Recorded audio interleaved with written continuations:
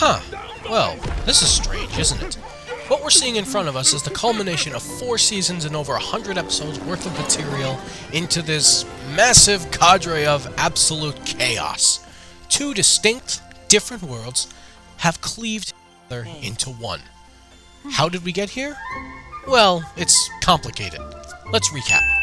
Our story begins with young 14-year-old Princess Star Butterfly. It's her birthday, which means today is the day that she is going to receive the coveted family heirloom, the magic wand. That is the ugliest looking thing I have ever seen. This wand is a big responsibility. If it falls into the hands of evil forces, Like politicians. the universe could be destroyed. 1 minute, 37 seconds later. And she immediately sets fire to everything in the kingdom. Great start, everybody. She can't handle it. 8. Something is wrong. So this is probably a very small thing, and it's entirely possible that I'm misinterpreting it, but just bear with me on this one. So the first episode of the second season introduces us to the concept of dipping down.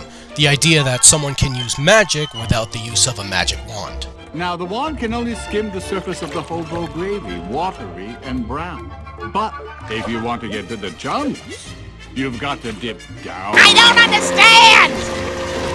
So probably not intentional, but the implication here is that Star Butterfly has never practiced magic a single day in her life because without the magic wand, she was literally unable to do so because she could not dip down. To that note, what the fuck were you people expecting? Were you expecting it to go perfectly? What the hell is it with monarchs making stupid decisions? So Star's punishment, the monarchy's stunning lack of competence, is banishment to the dimension called Earth, where she is enrolled in high school and meets this young charming boy named Marco Diaz, who will become her best friend and partner in crime. I have a feeling that these two are going to become the best of friends. Yes, friends. Just friends. I don't see anything more happening with these two. Nope. Nothing at all. Absolutely nothing. Just 2 good old-fashioned best friends, and absolutely nothing more will happen between these two. Promise. So what happens with their first interaction? Well, she makes his life a living hell. Literally from the first second she steps into the house, she makes her life hell. It's actually very impressive how quickly she managed to do it. Congratulations, Star Butterfly, you are a total cancer. Hey, at least she has the good sense to apologize for her actions and realize she done fucked up, so that's a plus, isn't it? Oh yeah, there's also some monster fighting and shit. Ah, Butterfly! At last, I found you! Ludo! So this little chicken shit is Ludo, and he's the main antagonist of the series for the first 2 seasons or so. Or at least one of the main antagonists. Yeah, we'll get there. Needless to say, he's kind of pathetic. He and his band of puppets get their asses kicked by Star and the boy that doesn't have magic but knows karate. So, yeah, way to take one on the chin, guys. So apparently that fight was enough to convince Marco to allow her to live with them for a while. I don't understand the trail of logic there, but you know what? It's a cartoon. Who cares? Unfortunately, 2 amazing characters are just not enough for a show. We need a supporting cast. Meet the metastasizing cancer known as Ponyhead. Are you ready to make God, please, no! choices? No! So she doesn't like Marco because apparently he's stealing Star from her, so she tries to kick him out of the party altogether, but it also turns out that she's like on the run from these people who are chasing her. So long story short, it turns out she's going to jail. Actually, no, it's not jail. It's reform school, Cupcake, not jail. Although admittedly it is a lot like jail. So yeah, Ponyhead is gonna go away for a while. Oh well, you know what they say. Licking doorknobs is illegal on other planets. They also now have these dimensional scissors in their possession. These basically allow them to travel to any dimension in the multiverse that they want to go to. Between these scissors and Star's magic wand, they're basically set for any magical adventure that they get themselves into. Like turning your high school teacher into a troll just because she wouldn't change a bad grade. Nice one. How about booby-trapping the football field because of a misunderstanding? That works too. Star! The Warriors weren't actually gonna kill our team. They were just gonna beat them in football, which is a game! Wait, I got a better idea. Let's try to fix his arm with magic that he broke during karate, but instead turn it into a magical evil tentacle, because why the fuck not? Oh, wait, I got a better idea. Let's have an episode where we bring in another out-of-town person and bring them into the fold as well. Because why the hell not? What the hell are they even doing here? But I thought I was your one and only foreign exchange student. Not even close. I mean, who did you think all these kids were? Murder victims, obviously. Look, all you need to know about this episode is there's this guy named Gustav that Star immediately hates because he's stealing attention away from her. She thinks he's kind of a psychopath, when in reality he's just a big fucking weirdo. And kind of a boring weirdo too, and I don't just mean out of universe, I mean literally in universe. He is very boring. I mean, just give a listen to this twat. I mean, I'm not from Scandinavia. Truth is, my name is Charlie Booth, and I'm just a guy from Bakersfield. Nobody's heard of it. Not even the people that live there, which is just depressing. Back home, I'm just another boring face in a really Oh my boring God, town. who It's the not a place hell for a talented cares? See, one of the benefits of this season having mostly one-off episodes is that I can tell this particular episode to fuck off. Star gets a crush on a guy who's this universe's equivalent to a stoner. She gives him her number, and by that I mean she gives him Marco's number. And when he doesn't call her right away, Marco decides to cheer her up by making an ass of himself. Oh, no, wait, I'm sorry. I mean, he acts like himself. Then Marco decides for some reason to invite Star's enemies over so she can kick their asses and cheer her up. Because that's what logic is, apparently. And the stoner called her anyway, so this was basically pointless. We do get at least this line. I guess I'm just not cool enough for a guy with a record. Are you kidding? You're the coolest girl I know. You have to recharge wands with magical energy. If it goes to Skull, it'll be dead forever. Can't you just buy another charger? I have so many. I don't understand! So if there's only supposed to be one magic wand in the entire dimension, why the hell are the chargers needed to power up the wand at a convenience store? Can anyone go to the store, buy a charger, and suddenly be able to do magic?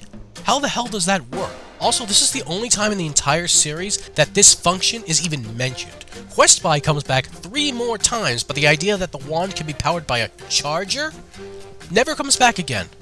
What the hell? Also, once again, Ludo is pathetic. You just had to show up Marco with your anniversary gift, didn't you? You couldn't just leave good enough alone. Well, at least she and her father came to an understanding or something. Fuck Brittany. That's all. Ah, Muberty, the episode where Star turns into a magical hell beast and terrorizes the entire school. Obviously, we can't have that. Marco is going to need some help to get her back to normal. Meet the sentient punchable face known as Glossaric. You know, I just realized that his name is actually a pun on the term Glossaric. Get it?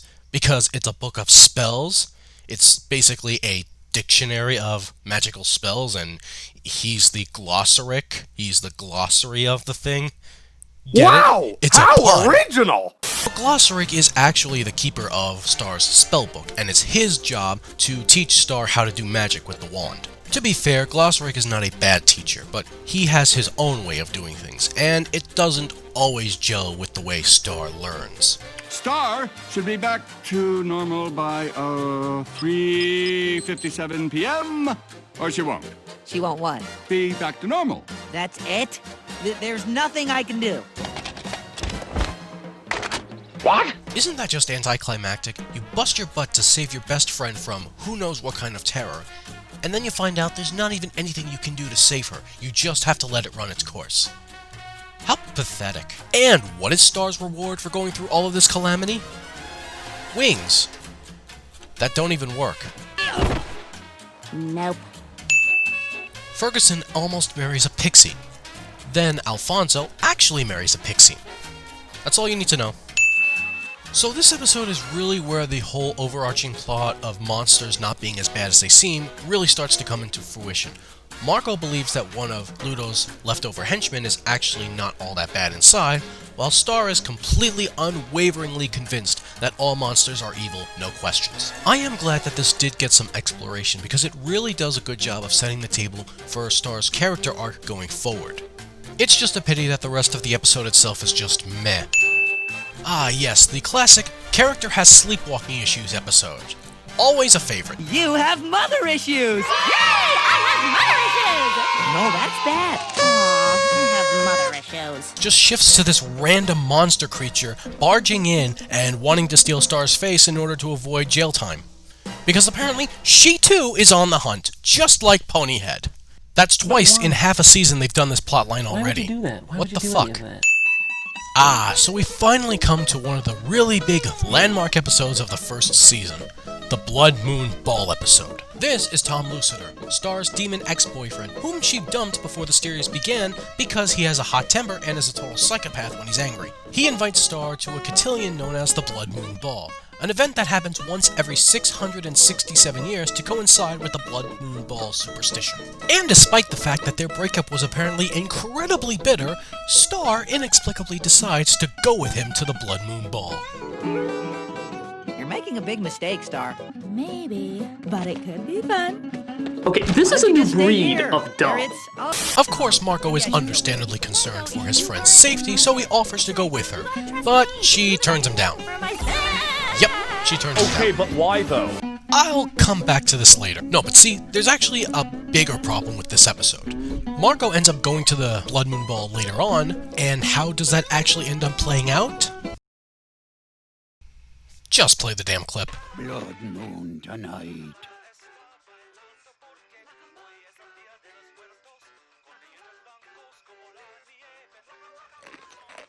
The moon of lovers.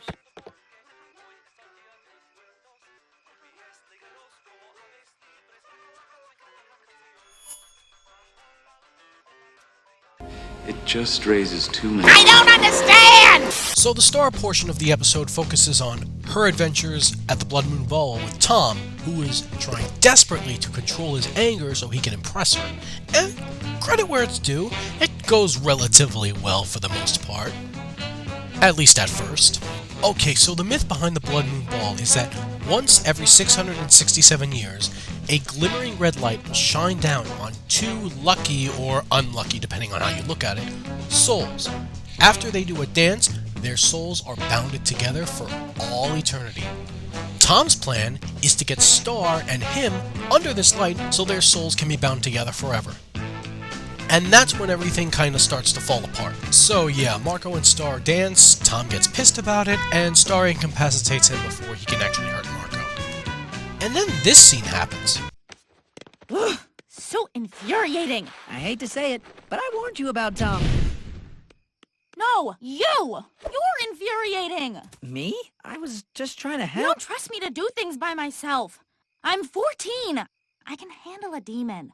When I watched this episode for the first time, I legitimately hated Star for it. I believed she was completely out of line, she couldn't see the forest for the trees, she just didn't understand. But the more I thought about it over the years, the more I realized, no, she's completely right. Rewatching the episode again, it was very obvious that Star understood completely what she was getting herself into. She was completely aware of Tom's issues. She dated the guy, for God's sake.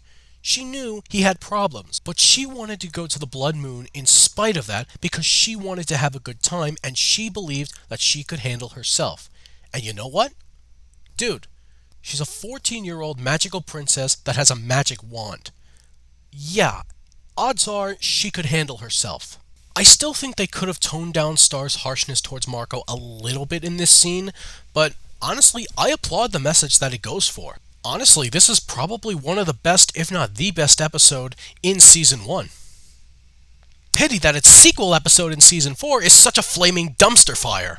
What? Marco, what did we tell you about playing practical jokes on Star? She is very impressionable. Now she thinks fortune cookies can actually predict the future. Way to go. Also, is it just me, or is the animation for this particular episode off? And I mean off by Season 1 standards. It just does not look right. Also, we get this line. Listen, Star thinks fortune cookies are magical.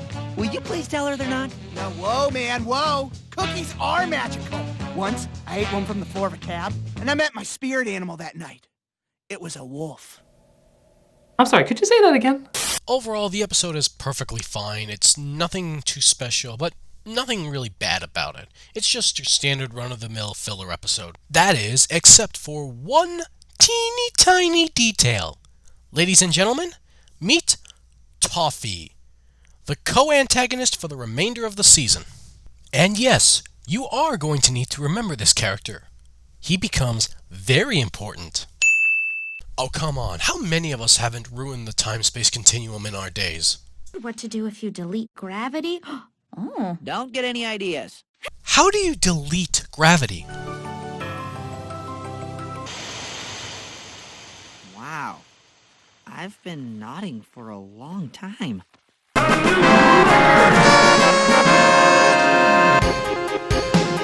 I'd just like to point out how this all happened because Marco was late to school and was going to miss his chance to, quote, nod at his crush. Yeah, he's that pathetic right now. You did it! You finally talked to her! What happened to waiting for the perfect time?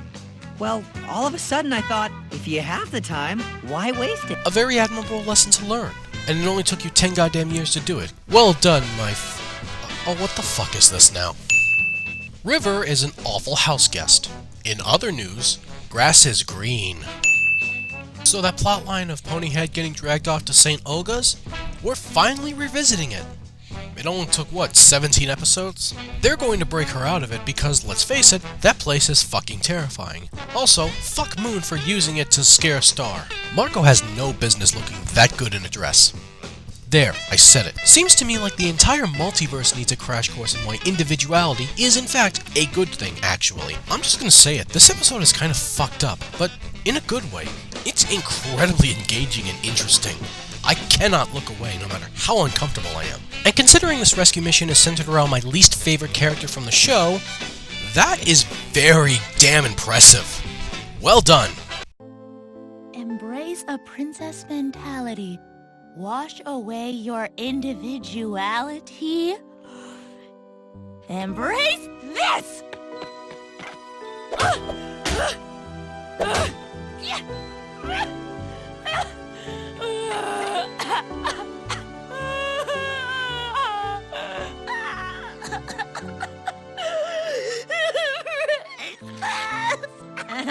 Fortunately, Ponyhead does return to normal, I'm still not entirely sure how, and they start a rebellion, led the way by Marco Diaz. Oh wait, should I say Princess...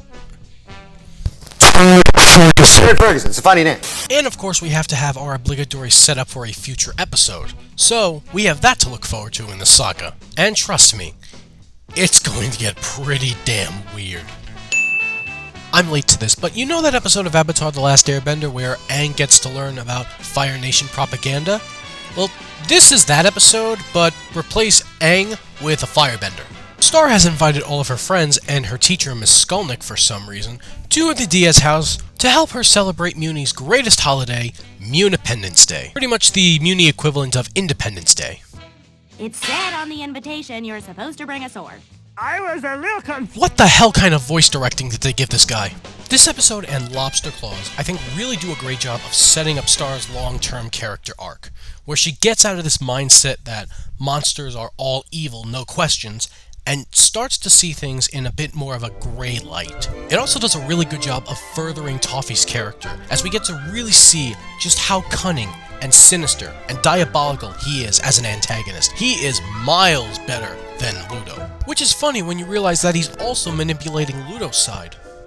I don't know what to do about that, but should I take away his milkshake privileges? Seriously? This was idiot-proof. I think you know what you have to do. He even convinces Ludo to throw out one of his most accomplished henchmen, Buff Frog.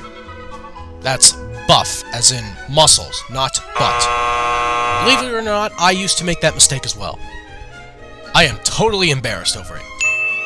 I, for one, am starting to get bored, and boredom is something up with which I will not put. Yeah, Star's role in the episode is pretty much that. It works well enough, it's fine, it's harmless, it's goofy, it's cute. Not much more you can ask for. Marco's plot is pretty enjoyable as well. He has to go to karate class and learn to walk on piping hot coal because apparently that teaches balance or something, I don't know. But he keeps getting sabotaged by the little shit known as Jeremy, his karate rival. His last appearance was in Monster Arm. I didn't mention him there for two specific reasons. One, he's a shithead. Two, I just don't care. Tell you what, Star, if you think you can manage this group of teenagers much better than I can, why don't you take over teaching the class? Oh, I know why. Because the last time you did, you got them lost in another dimension. H-E-L-P? What's that an acronym for? Boy, you might be legally retarded. Watching over hormone-driven, rowdy teenagers isn't as easy as it looks, is it, Star? At least we finally get to see more growth in Marco's love life. He's finally starting to get brave around Jackie. Watch yourself, young man. I did it. I grew a beard. USA! USA! Congratulations, Marco. It looks really good on you. Star, why are you making that face? Well, obviously she's constipated, dude. Oh, wait, that's not good. No, that's bad. And she lost the wand as well. Good job. That's a house? No, it's a fucking volcano. And you call yourself a villain? She literally has no wand and the house is hair. If you can't defeat her here, then you guys really need to consider a career change. Just saying. You're right. I was using my wand too much. But I am Star Butterfly, an independent woman with fists like hammers. And now I shall shave this beard off of you with this tiny razor. You do have to hand it to Star, though. She has absolutely mastered the art of trolling. It's truly insightful. No more milkshake privileges for you. I want you to use that time to think about what you've done. Perhaps they should use that time to think about what you've done. Exactly. Wait, what? Oh, here it comes. Let me ask you a question. What kind of leader throws you into a pit of hair, makes you do all the work, and shows you no appreciation for your sacrifices? Are you talking about me? Congratulations. You played yourself. What kind of leader has all the power in the universe at his fingertips and gets tickled right out of it? I know you're not looking for examples or anything, dude, but I can name like 12 off the top of my head. It's not as rare as you think it is. So, yeah. Toffee manages to get Ludo kicked out of his own castle. That's pretty impressive if you ask me. And terrifying. Yeah, don't fuck with Toffee. And so we've arrived at the first season finale, Storm the Castle. What starts off as an innocent argument between two best friends turns into a life-and-death rescue mission. Marco has been kidnapped by Toffee to use him as leverage to get Star to hand over the wand. Actually, no, I take that back. Toffee does not want Star to hand him the wand. He wants her to destroy it. Surprise! I just love that line delivery. I can't. I don't even know how. Yes, you do. It's the first spell your mother taught you. The whispering spell. Exactly. Stop the film. Stop the film. Yeah, so I have a few questions about this. Question 1. How does Toffee actually know that this is the first spell that Star was ever taught? Unless he's been following the Butterfly family around for literally years. Although, considering what we find out about Toffee later on in the series, that's honestly very plausible. What's not so plausible is what leads into my next question. So apparently the Whispering spell is a powerful spell that can literally destroy magic. Okay, so why is this the first spell that this little girl was taught? Think about this. Star is a little princess who's been training for years before she even got the magic wand. Learning about magic, family heritage, that stuff. Why would you make the spell that could literally destroy all of magic if used improperly the first spell that you teach her? Why? Why would you do that? And it's not even like the fact that it's the first spell that she ever learned comes back into play. Yes, the Whispering spell itself comes back into play eventually, but there was no reason to make it the first spell she was ever taught. No reason whatsoever. They went out of their way. I don't understand! You know, Star, if you had just let Marco step out of the box after you actually managed to successfully destroy it, none of this would be happening. But you didn't, so of course Star decides to destroy the wand in order to save Marco, which leads to this.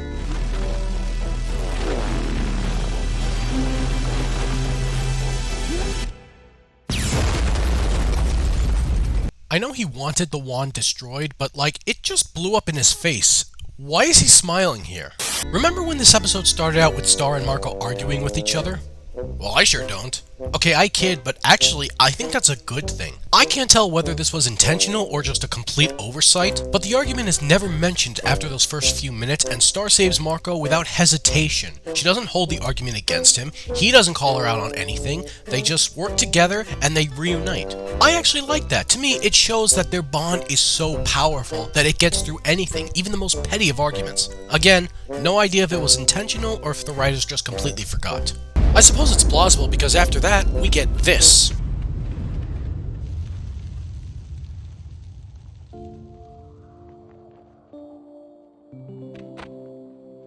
Mi scusi. Sin da quando ero un piccolo cavallino, mamma mi diceva che verrà il giorno in cui mi verrà affidato un compito più grande di me stesso, più grande di questa dimensione. Per me, quel giorno è oggi. I don't understand! I don't understand! I don't understand! I don't understand! I don't.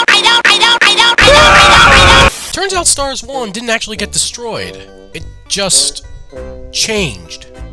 How? Why? What's happening? It also turns out that both Marco's parents and Star's parents teamed up to go rescue their kids. Aww, that's so sweet. Moon does care for her daughter. Don't worry, you still have a few seasons to go before your character is completely assassinated. Metaphorically, not literally. We fear that the wand has been cleaved. Cleaved? Now that's a funny word. You can cleave something apart, or you can cleave something together. Nothing to worry about. I'm sure that's just a throwaway line. It's not gonna come back in any significant manner whatsoever. And that's all of Season 1 of Star vs. the Forces of Evil. All 24 episodes. Oof, that was something, wasn't it? Now, I do want to say before we go any further and before I get comments about another video riffing on the show, I freaking love the show. It's one of my favorite shows in recent memory. To put it simply, the show is just interesting. It's interesting in a lot of good ways, and it's interesting in a lot of spectacularly bad ways, but that's what makes it fun to talk about. And that's ultimately the purpose of this video series, to talk about one of my favorite shows. Some of you are going to love me for my opinions on the show, and some of you are going to hate me. The only thing I hope for is that all of you are entertained all the same. Join me next time when I get to rag on Season 2 of this great show. All 41 episodes. The season where I think this show truly, truly shined. Jeremy Birnbaum, isn't that the talking bear that used to rummage through my parents' garbage? Fucking what?